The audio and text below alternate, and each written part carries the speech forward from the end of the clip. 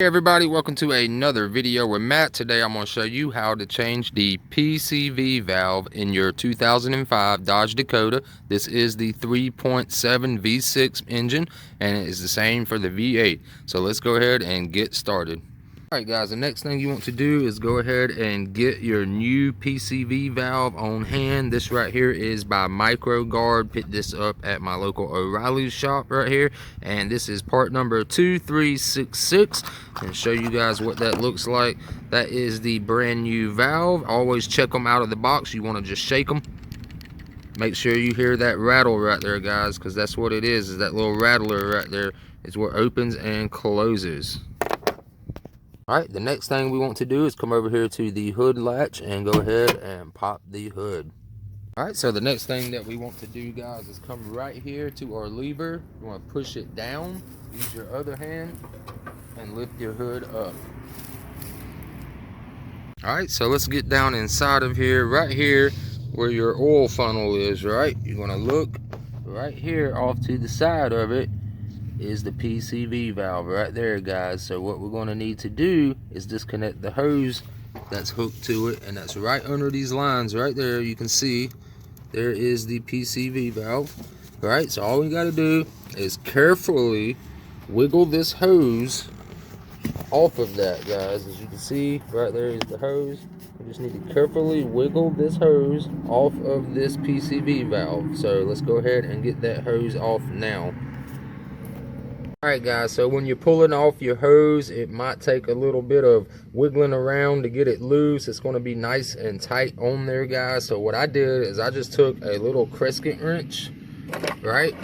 Took a little Crescent wrench and just grabbed it just a little bit, and I pulled it so there was just a little bit of gap. And after I got that little bit of gap, what I did is I took some needle nose pliers just like this, and I put it right against the gap between this little spacer piece and the hose.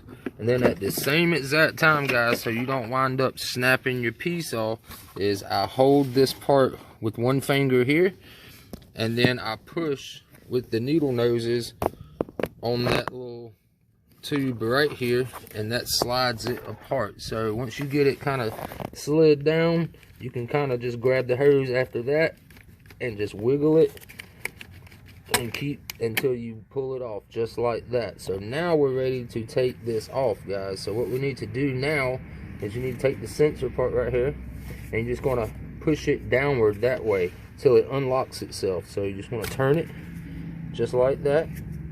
We just turned it, and then you can just pull it straight out of that little joint right there guys, and there we go. There is the old one. As you can see, it's getting kind of gummed up. Still has a little bit of rattle, so there's nothing too wrong with it, but we just want to go ahead and get a brand new one installed anyway. So now what we do is just go ahead, chunk that one to the side. Alright, so to put the new valve on guys is pretty much the opposite. You can't really get it wrong. As you can see down here, it has that little line-up hole right there. That is just for that little nub sticking out. You want to stick it in, make sure that you line it up with that just like that, and then you want to push it in, and you should feel it seal, and you just want to keep pushing in, and you'll see over here this little notch right here. All right, that's for that little notch to turn once you get it seated. Now take it easy, don't go crazy fast, or you can possibly break it and your housing right here. Just kind of get it in there so that it's snug, and once you get those two little clips past this middle section right there, then we can go ahead and turn it back up the way it was.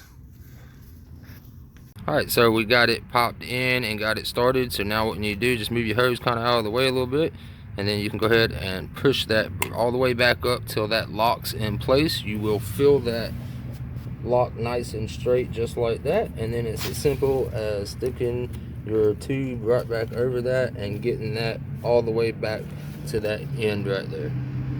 Alright guys, there we go. I hope this video helped you out there, and I appreciate it if you'd hit that like button down below and subscribe to the channel. I'll see you guys in the next video. Have a wonderful week. Peace.